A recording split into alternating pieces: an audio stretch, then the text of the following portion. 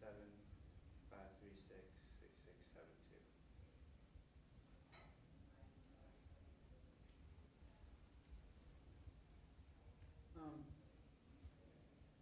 Do you remember that documentary about the mating habits of the Siberian polar bear? Okay, yeah, well, I think I may have connected with that on some deep subconscious level. You did one of her moves. The female bear in the Siberian love affair. At least I thought you did. Yeah, when you wrapped your legs around my neck, she does the exact same thing in the documentary, except when she did it, she growled. Which is what threw me, because I thought you were doing what she did. Which, don't get me wrong, I didn't mind at all, but when you didn't do it, I thought that meant you wanted me to. So I did. I growled. Well, wherever you got it, it worked for both of us, didn't it? It worked for both of us, didn't it, Annie? When you wrapped your legs around my neck, we were beyond anything I'd ever experienced. We were primal. We were pure.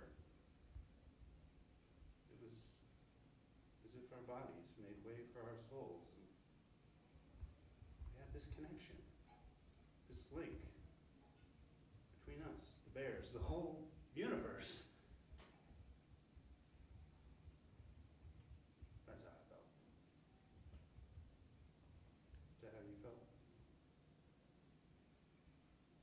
Annie? Okay. Right. Thanks. Okay.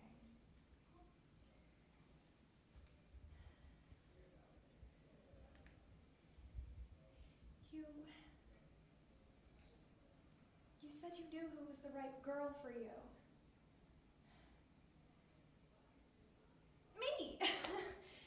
Well, of course I knew you were drunk and didn't really mean it, but you said there was only one way to find out if you really meant it, and that was to kiss me. Well, I don't know if it told you anything, but it certainly told me something. God, I went weaker in the knees than you were.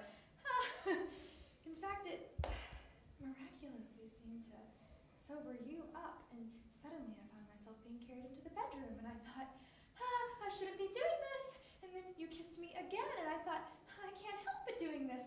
And then you began to take my clothes off, and I thought, I definitely shouldn't be doing this. And then you kissed me in a few other places, and I thought, I'd like to be doing this forever.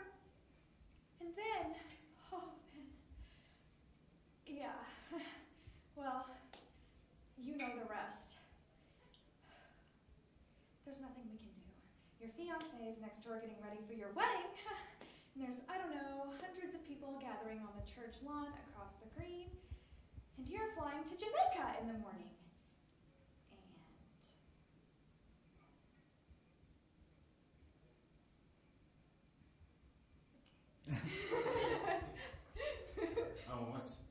Could you state your name? Yeah, hi, I'm Lindsay Leggett.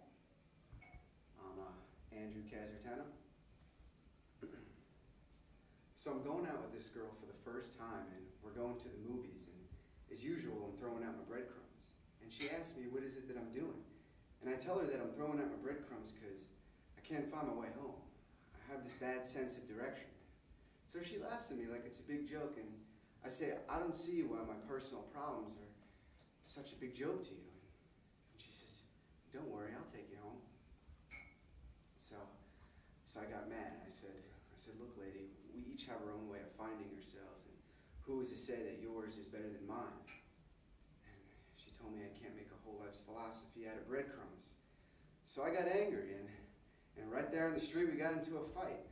And I walked home, and an amazing thing happened. I had no trouble getting home. No trouble at all. It seems to make my whole past life invalid.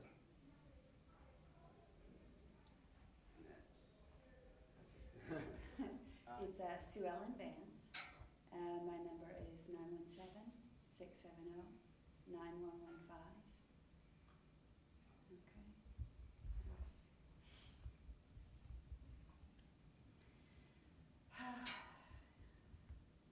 Franklin used to say, Dora, if you can't love yourself, you can't love anyone.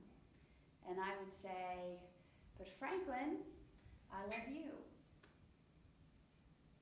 You know, Franklin was much too delicate for someone of my affection. I mean, if he hadn't left, I probably would have destroyed him altogether. You know, I don't think that men are born on this planet. I've decided that men are born on the planet Pluto, and they have them molecularly disassembled and then radared here to the Earth, which is why you have to take care of them in a very special way. They're like these foreign bodies being introduced to a system, which is both why I love them and why I don't understand them, whatever they're talking about. I mean, I remember the day that I met Jerry. I mean, you would think it was the day after he had been radared to the Earth. There was something about Jerry, something baby, like here was a man who needed more time to adjust to the ecosystem. He was always walking around saying things like, what is love and why do we do it? So the day after we got married, he walked into the woods and he shot himself, and well, the whole thing didn't exactly inspire my confidence, you know. Now,